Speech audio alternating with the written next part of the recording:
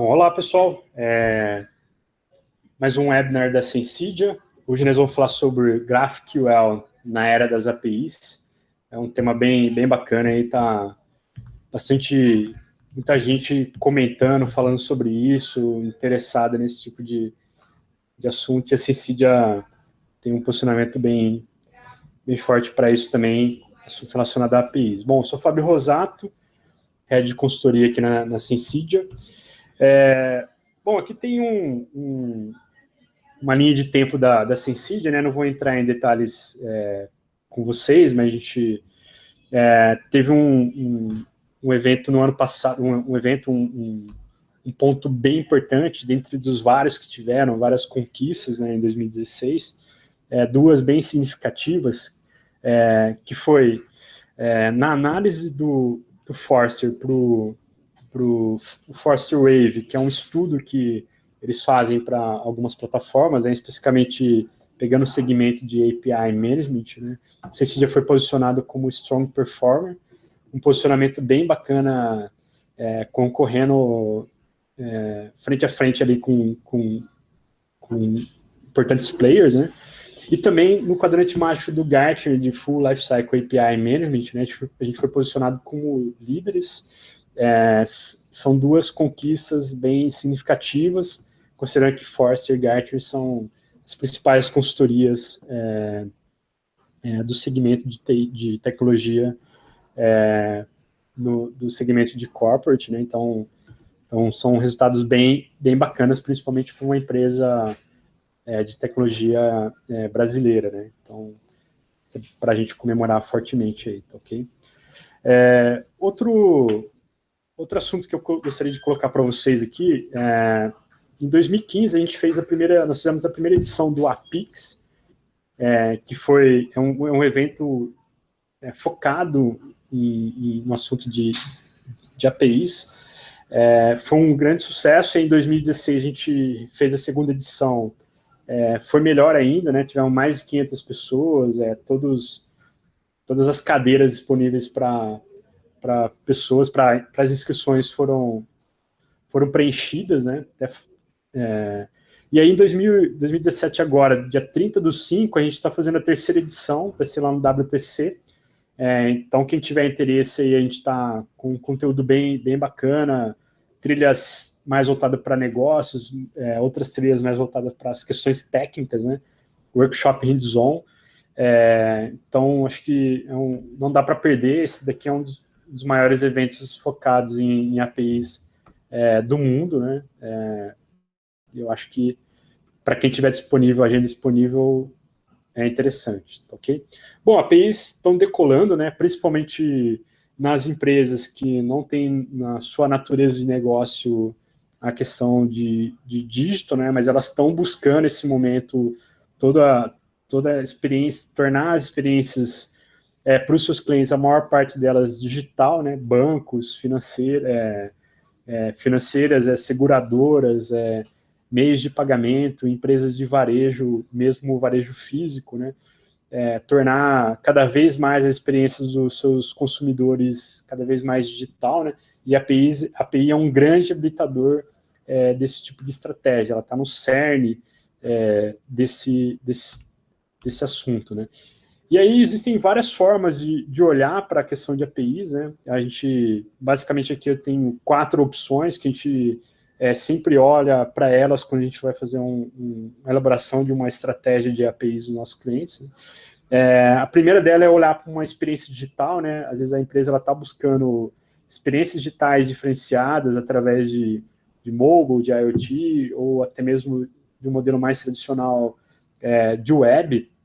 E a APIs é um grande canal para essas experiências, conectando, obviamente, ali, invariavelmente, num back-end de aplicações que muitas vezes legadas, muitas vezes complexas, né? A API vem com uma camada ali para simplificar essas experiências criadas em cima dessas informações. Um outro ponto são APIs abertas, né? Onde você provê um canal para que outras empresas, para que empresas inovadoras ou até mesmo propostas disruptivas se conectem nesse seu ecossistema e faça transações ou consuma suas informações que a sua API está se propondo a fazer. Okay? São exemplos bem claros. O governo é um segmento super apto a ter esse tipo de iniciativa, né? E a gente está trabalhando com algumas empresas dentro desse modelo também. APIs que servem para canais, para cenários de B2B, então cenários de marketplace como Cenova, como Netshoes, onde uma loja quer vender o seu produto dentro desses canais aí, desses e-commerces maiores, né? A APIs é o grande viabilizador, tanto da publicação do catálogo, como da recepção do pedido. Então, é uma API aberta, mais restrita, né? Ela está disponível para qualquer um se conectar em até um ambiente de sandbox, mas na hora de operar mesmo, você precisa ter um contrato firmado entre ambas as partes ali, porque tem um negócio envolvido. E um outro tipo de API que é possível, né, é você ter API como próprio produto. Então, o Twilio é um exemplo, APIs para telecom, né, de URA, de SMS, de um formato bem simples, bem interessante, né, onde o produto mesmo é a própria API, você não tem como desvincular uma coisa da outra, ok? Uma arquitetura de APIs, ela tem, de forma bem geral, essa visão aqui, onde você tem o cenário do back-end mais à esquerda, o cenário do client à direita, onde a interação se dá através de requisições feitas para um API Management, onde você manipula, e aí utilizando um estilo, e o mais comum deles, baseado em RESTful, seguindo um design baseado em RESTful, onde você manipula o protocolo HTTP, passando informações no body do HTTP em formato JSON. Essa requisição,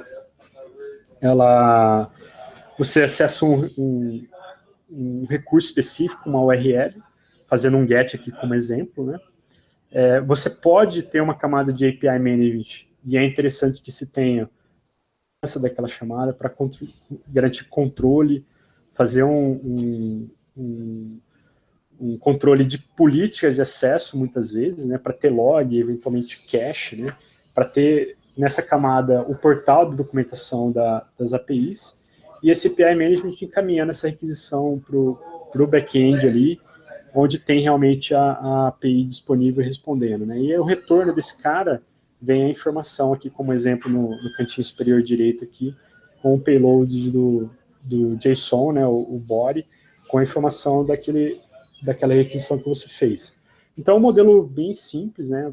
Basicamente, no modelo de APIs baseado em RESTful, é a manipulação do protocolo HTTP, header mais body lá, e conteúdo de mensagem, tá ok? Como opção, até mesmo dependendo do tipo de estratégia, né, você tem mais recentemente, né, uma opção chamada GraphQL, que é um estilo diferente de RESTful. Tá? A GraphQL ela é uma query language para construção de APIs, ela segue uma especificação que envolve interações client-server, né? Ela independe de data store e de plataforma, então ela é agnóstica. Na prática, você pode, inclusive, utilizar a GraphQL em cima de outros protocolos, pode ser HTTP, MQTT, ou qualquer outro protocolo de transporte.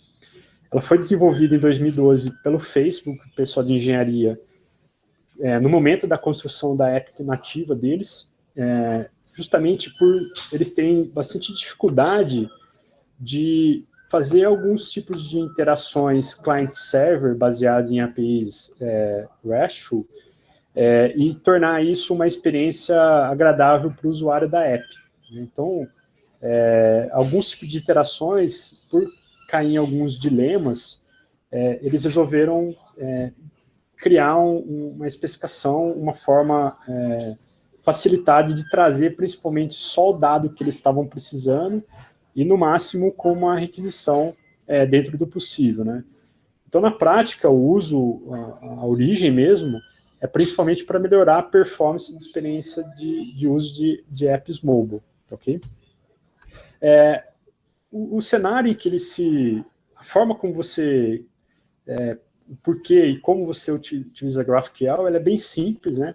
Basicamente, você descreve um dado, que é um objeto, o que seu back-end precisa, né? Qual a informação que ele vai prover. O cliente pergunta o que ele quer, né? O que ele está querendo. Então, ele diz, olha, eu preciso desse objeto com tais e tais atributos, na maior parte das vezes, né?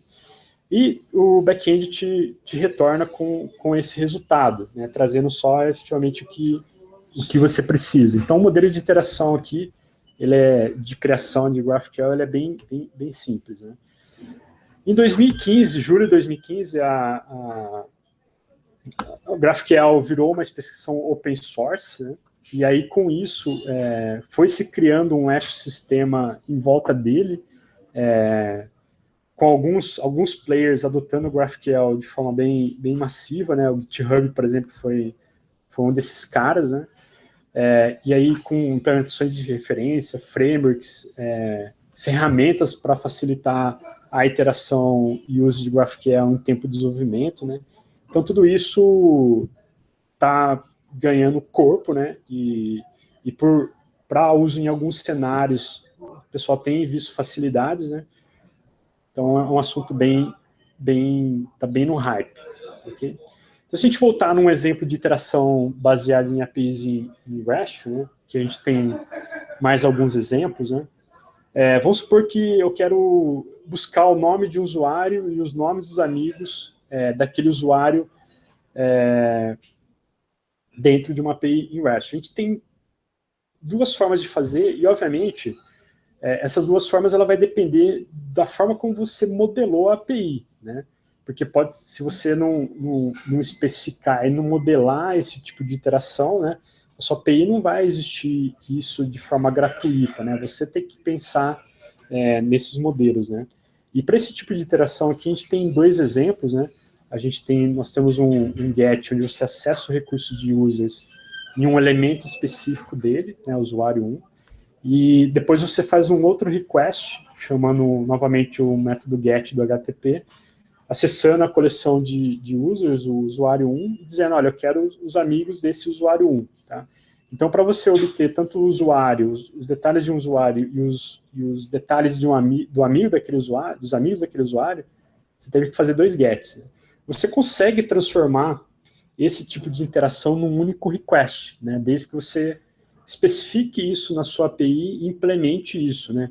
Aqui embaixo a gente tem um exemplo, né? Então, ó, eu quero fazer um get in users no usuário 1 e eu quero também os amigos desse usuário, dizendo, olha, incluindo que eu quero a informação, o nome do usuário e os nomes dos amigos daquele usuário, tá? Então, como parâmetros no request aqui desse endpoint, a gente consegue ter o mesmo efeito da opção em cima. Por que eu estou colocando esse exemplo aqui? Quando a gente fala de GraphQL, um dos grandes motivos para se utilizar GraphQL, e o pessoal acaba defendendo bastante, até de forma cega, né, o uso de GraphQL, é que você reduz para uma interação esse tipo de abordagem aqui, e você ganha bastante flexibilidade para pedir o que você quer no request e para o provedor da API te retornar.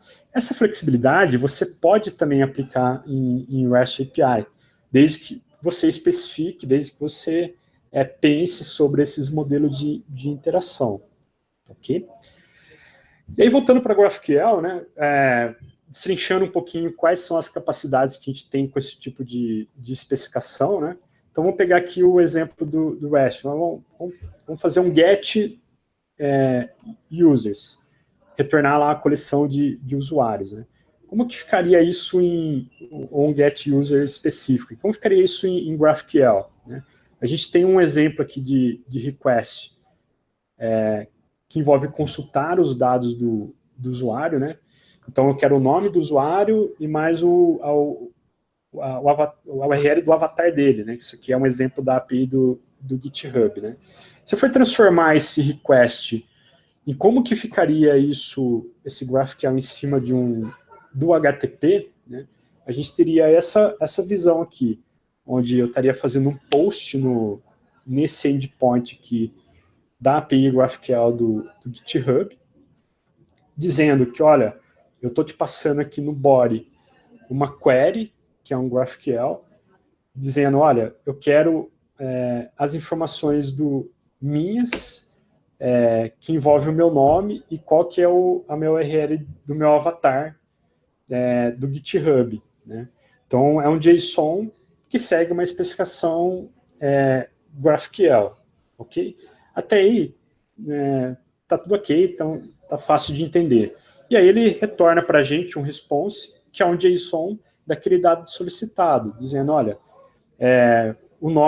seu nome do usuário é esse, sua URL aqui do avatar é essa aqui, onde você vai conseguir obter essa imagem.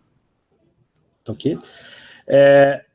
O que difere, né? Primeiro, em GraphQL, como ele é como se fosse um protocolo em cima de um protocolo de transporte, e usando isso em cima de HTTP, na prática você sempre faz um post, tá?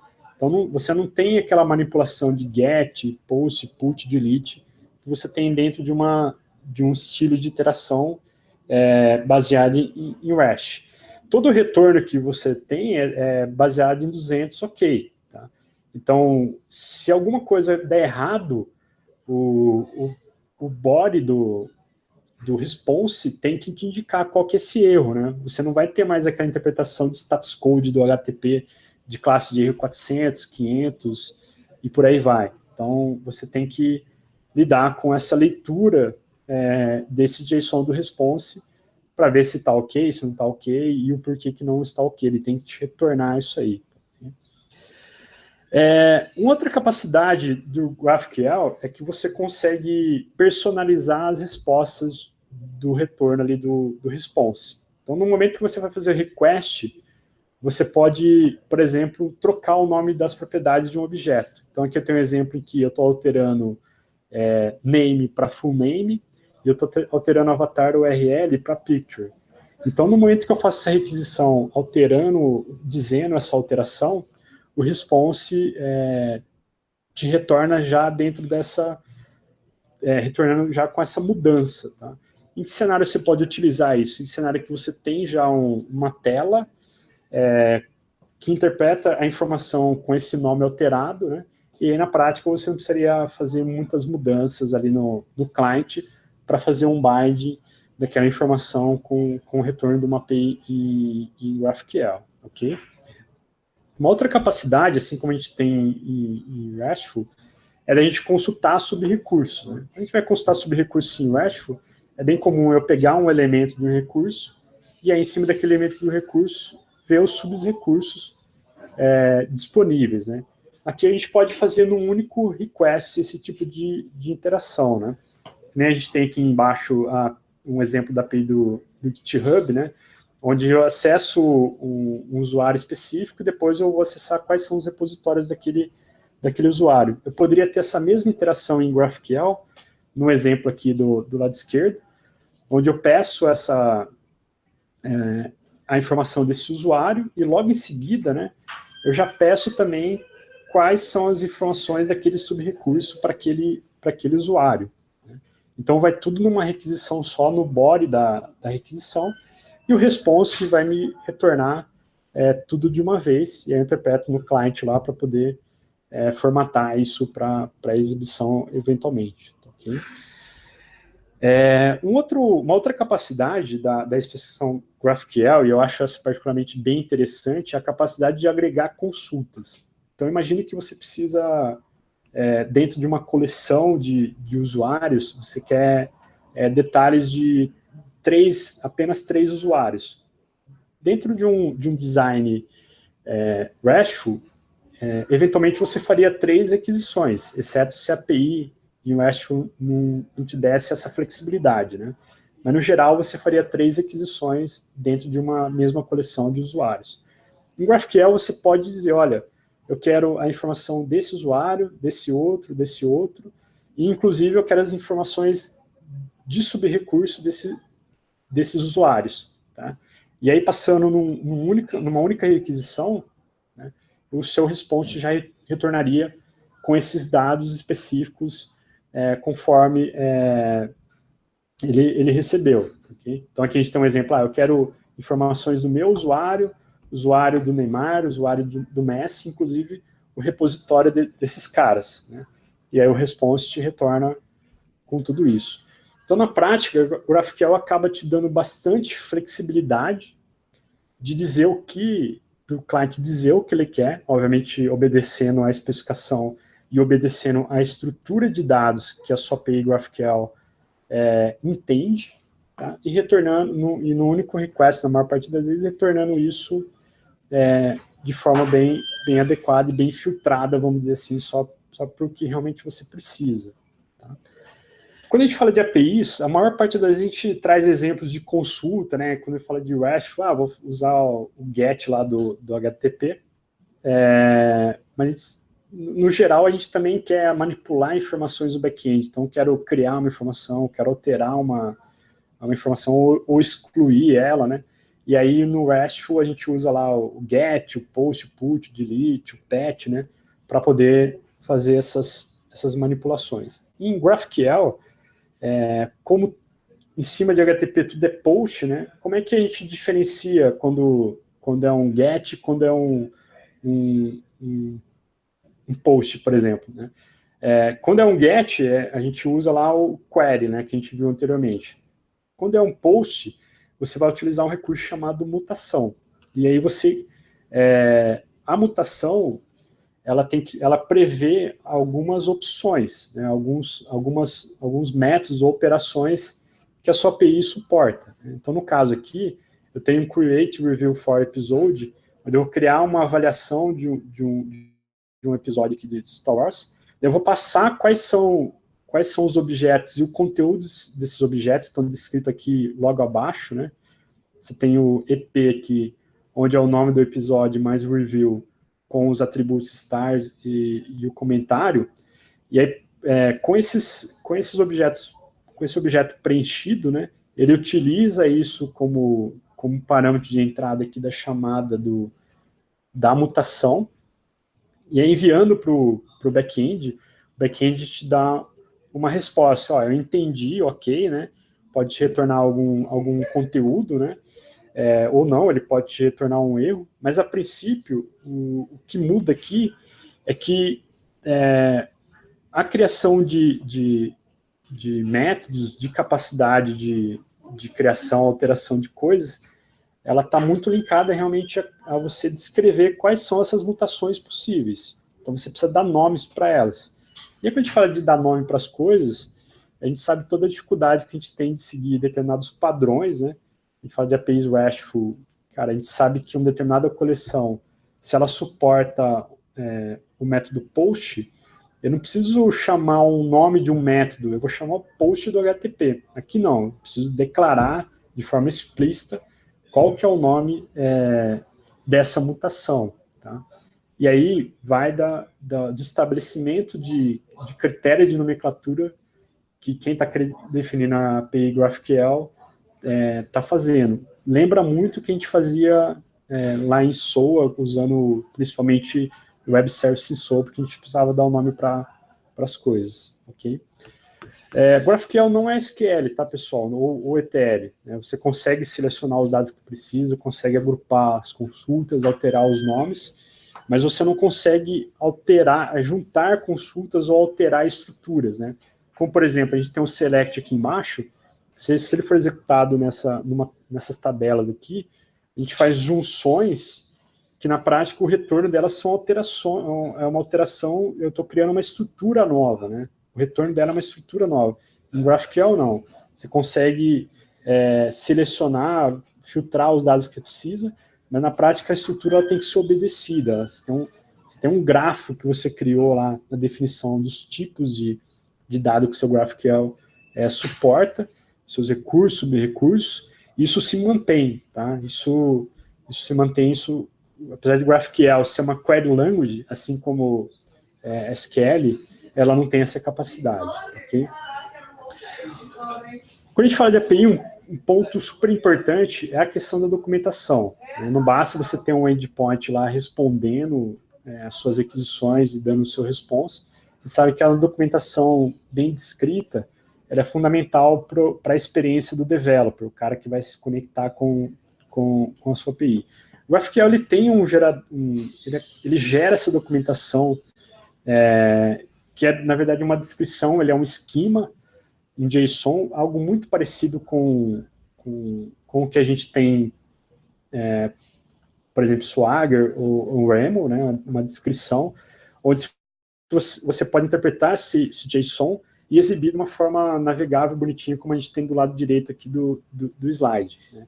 Então, você tem também uma forma de gerar documentações, assim como a gente tem capacidade de utilizar algum padrão, como o Swagger para as APIs em REST. Okay?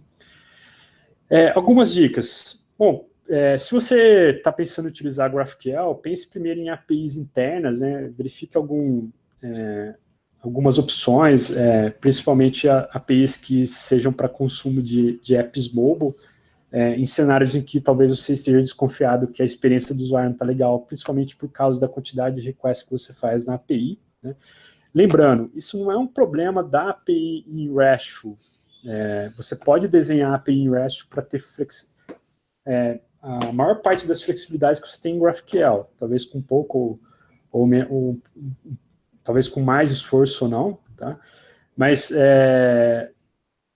usando o GraphQL, a especificação ela já te entrega isso de forma padronizada. É óbvio que essa flexibilidade, quando a gente fala de flexibilidade de API de uma forma geral, para o cliente, isso traz mais responsabilidade para ele, traz também mais dificuldade, então a documentação ela acaba se tornando um ponto fundamental e importante. Muita gente também não lê a documentação no detalhe, isso acaba pode trazer vários transtornos aí, vários problemas que você vai precisar pensar em como resolver, ok?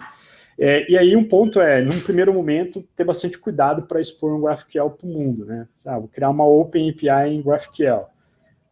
Você precisa ter controle sobre isso, você pode ter bastante queries arbitrárias, trazendo bastante overhead para o seu back-end, ou até mesmo trazendo bastante processamento do back-end, que o benefício que você teria de estar fazendo uma única chamada de API, né, o seu back-end pode estar consumindo ali de processamento, e o tempo de resposta ser quase o mesmo que você teria chamando 2, 3 vezes requisições em REST APIs. Tá, okay?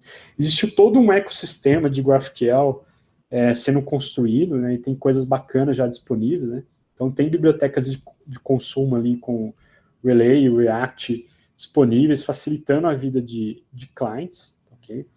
Você tem ferramentas, e uma delas, e tem algumas bem legais aqui, que são os que a gente chama de API Explorer, são consoles, muito parecido com os consoles de Select que a gente tem de SQL em banco de dados, onde do lado esquerdo você faz a query e do lado direito você vê o resultado, né? Então, configurando um endpoint da sua API em GraphQL, e aí você faz a query ali do lado esquerdo e do lado direito você vê qual que é o retorno. Para o developer, isso é bem legal, porque ele consegue testar isso em tempo de desenvolvimento antes de colocar essa query ali do lado do cliente, ok? E já tem um conjunto aí de implementações para o lado do server, né, nas mais diversas plataformas aí, para você construir o seu provider de APIs em GraphQL, beleza? Quem que está utilizando? Obviamente o Facebook, né, é o dono da especificação e que abriu isso como open source. GitHub, Pinterest, Coursera, Intuit, Shopify, são caras que já são grandes exemplos aí de uso de APIs em GraphQL. E a gente, na Syncid, a gente já vê um movimento de empresas que não são empresas onde o core é a internet, como o Facebook, por exemplo, são empresas de varejo ou de mercado financeiro já namorando esse tipo de abordagem aqui para usar em alguns contextos, né? A recomendação é sempre ponderação, né? Significa que você precisa usar GraphQL para tudo, né? Você pode manter sua estratégia de APIs em RESTful, e utilizar a GraphQL em alguns cenários em que faça mais sentido, pelo menos num primeiro momento. Okay? Alguns pontos de atenção, né? Em GraphQL, como a gente tem as mutações recebem nomes, né? As operações elas não estão claras, né? Você não tem a manipulação do HTTP padronizada. O padrão da mutação precisa ser criado pelo developer da API no provider. Então, isso traz algumas dificuldades, principalmente se você tem a pretensão de utilizar a API para uma máquina, fazer as manipulações, os consumos lá dos requests, ok? O retorno, se tiver em cima de HTTP, é sempre 200 ok. Então, utilizar o status code como o RESTful da classe 400, 500, os códigos 200, não vai fazer sentido para cá, tá? O status code, na verdade, conceitualmente, é sempre um retorno do body do response, se tiver algum erro, ok? Ou se tiver um 200 ok, e que ele traga alguma informação de retorno dizendo por que foi dado como sucesso, né? Você acaba dando mais poder para o developer, mais poder, mais responsabilidade, mais flexibilidade, no entanto, mais complexidade, né? Então, se você tiver developers do lado do cliente lá, com poucas ferramentas ou com pouco conhecimento do que ele pode fazer com aquela API em GraphQL, isso não vai servir de nada, né? Não adianta você ter uma API legal, bacana, flexível, o developer não sabe o que fazer com ela. Okay?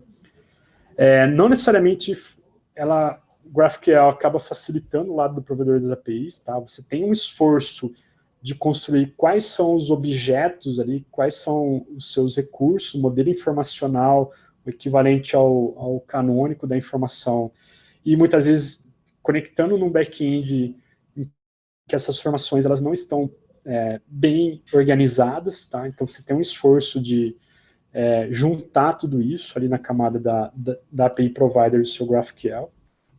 Você pode ter alguns efeitos colaterais, principalmente porque você vai utilizar mais dados de entrada, mais dados de saída do cliente no request, mais dados de entrada no provider ali da API, mais do que o normal comparado com uma API RESTful. GraphQL não vai resolver todos os problemas de design da sua API, né? Como eu falei, você tem um esforço de pensar no modelo de informação, na estrutura ali hierárquica, para você realmente expor isso daí, tá? Você não vai escapar disso, é um trabalho realmente humano de ser feito, tá? Os frameworks aqui não vão facilitar a sua vida nesse sentido. E também é o esforço de documentação. Apesar de você ter a documentação, vamos dizer assim, da interface da sua API GraphQL, de quase que de forma natural, por conta da especificação já prevê isso, né?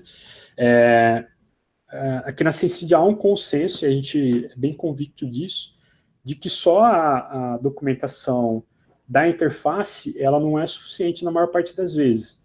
Né? A documentação, ela requer informações adicionais de contexto, né, em que cenário de negócio você utiliza aquela API, ou você faz aquele conjunto de chamadas. A gente sabe que precisa de SDKs, não basta você dizer, olha, a interface é essa, né? O bicho pega no comportamento da interface, né? O que acontece quando você chama aquela interface, né? Qual o retorno? Quais são os tipos de retorno possível? Em que situações eu devo agir diferente conforme um determinado tipo de retorno, né? Tudo isso você vai ter que ter documentação complementar, além do que ele já tem ali pronto disponível, ok? GraphQL, em poucas palavras, pessoal, você consegue ter bastante otimização por chamar apenas os dados que você precisa do lado do servidor, né? Então, os atributos dos objetos, o encadeamento de objetos, o agrupamento que você precisa. Então, você acaba reduzindo o número de chamadas para uma única chamada, em um único endpoint, do qual é uma especificação que é agnóstica ao protocolo, então você pode usar em cima de HTTP, ou de MQTT, ou algum outro, tá? Sendo que na maior parte das vezes o pessoal utiliza em cima de HTTP. Dá mais flexibilidade, mas torna realmente a vida do developer eu imagino mais complexa, né? Então, a flexibilidade tem o seu benefício, ela é super bacana de existir, mas se você se colocar na posição do personagem developer, né, é interessante você verificar qual é o comportamento dele utilizando esse tipo de abordagem, né? E ela é muito mais focada no dado e muito menos na ação. Apesar de você ter as mutações, né? O forte mesmo é você ter a capacidade de fazer queries, vamos dizer assim, filtrando os dados que você precisa para ter uma única chamada lá e ser mais otimizado, ok? Então é isso, pessoal. Obrigado aí pelo tempo de vocês. Quem tiver dúvidas, é só mandar aqui no fórum aqui do webinar. Estamos à disposição aí para quem quiser fazer algum tipo de pergunta ou algum tipo de dúvida, ok? Valeu, até a próxima.